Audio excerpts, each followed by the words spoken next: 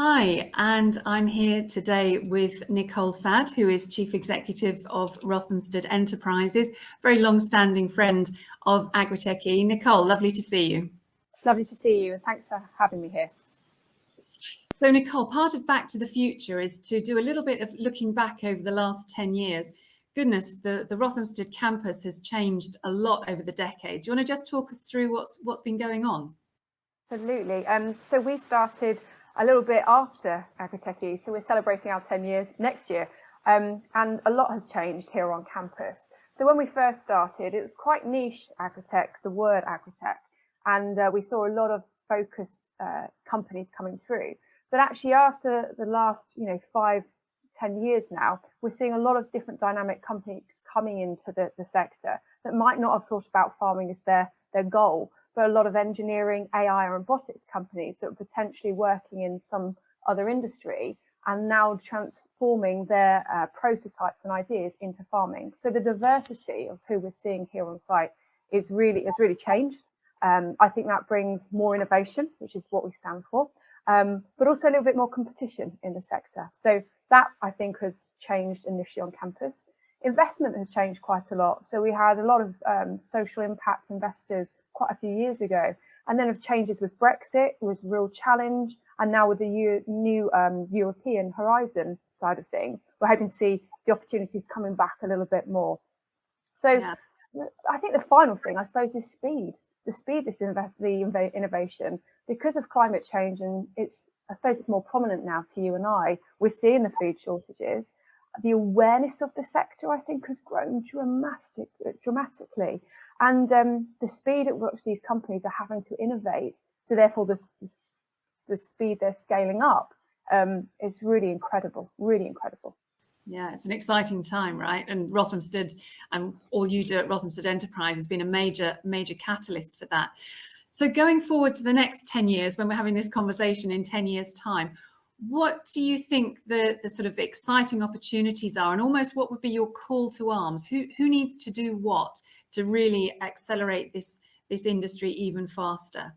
Well, I think obviously AgriTechE is a great place to start for innovators. So you've got that melting pot of a network, but you do so well, we need to broaden that out. So as a campus, we really want to get more involved, not only with, we're involved anyway with you guys, but actually expand that to other campuses. We've got to make it really easy for our innovators and our entrepreneurs to meet each other. So it's great having that in the Easter region, that's brilliant.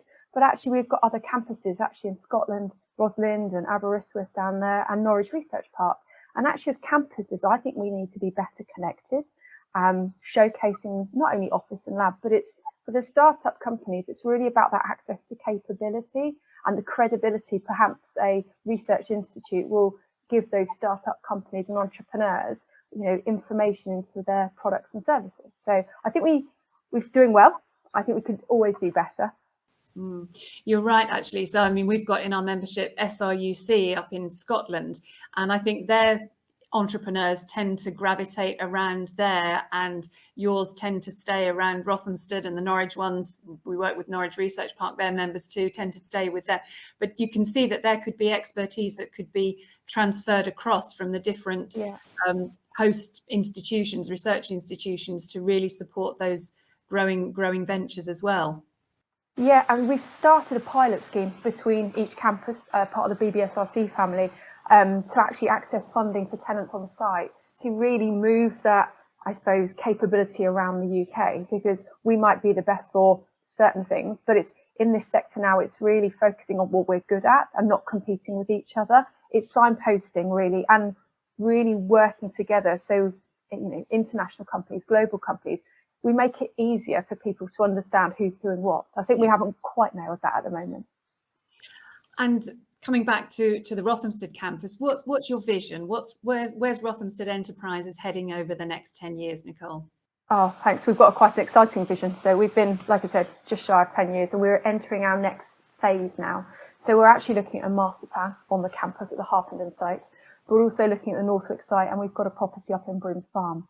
So we're nearly full, and that's great. But actually, we need to support that pipeline even more for tenants and build capability within the UK agri-tech and agri-tech sector market.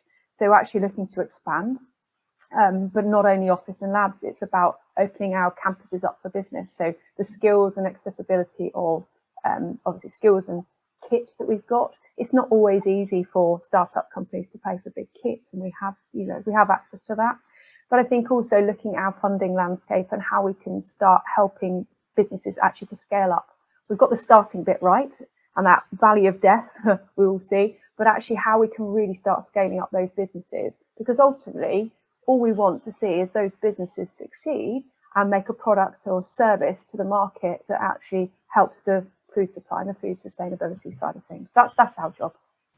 Brilliant. Well, I hope and expect that vision will become a reality, Nicole. I know you're going to be a huge catalyst in the future to the ecosystem, and here's to the next 10 years. Happy birthday.